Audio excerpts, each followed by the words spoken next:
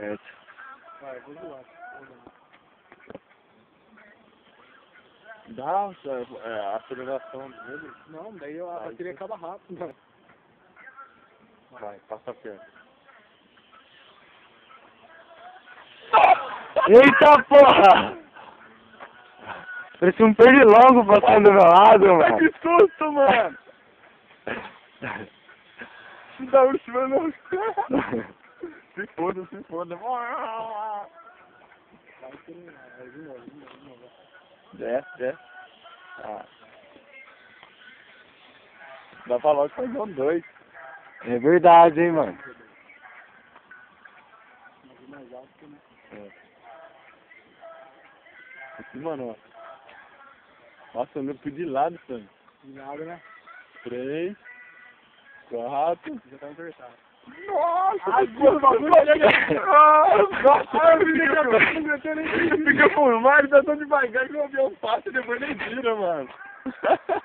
Pô, esse vídeo eu vou colocar lá em cima. Não, no coco. Arquirol, mano! Nossa, mano.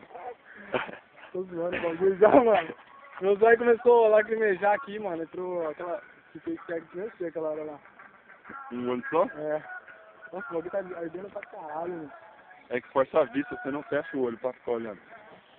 Tem que ficar, tem que piscar, mano. Caralho. Não, agora tipo entrou tipo terrinha no olho, a lágrima pegou a serrinha, tá ligado? E jogou no olho. Nossa, vem no coco, ó. Nossa. Moleque, dá uma medo, velho. Agora você vai bater na cara, velho. Fica esperto, vai que ele não responde, mano. Vai de novo, vai pertinho, mais perto agora. Tem que subir mais perto. Se ele não responde, abaixa. Vou perder ele de novo.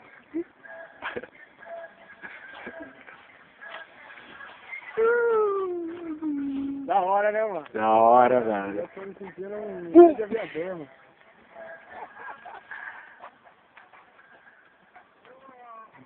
Ainda, bem pertinho, velho. Vai. Ah, Tem choque. Os caras ainda tá tudo lá na Aí, frente. última volta, hein? Essa é a última volta, hein? Essa vai ser pra fechar com 10.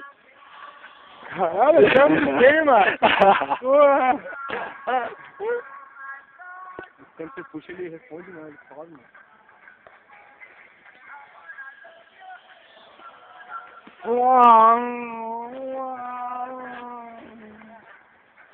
É, moleque.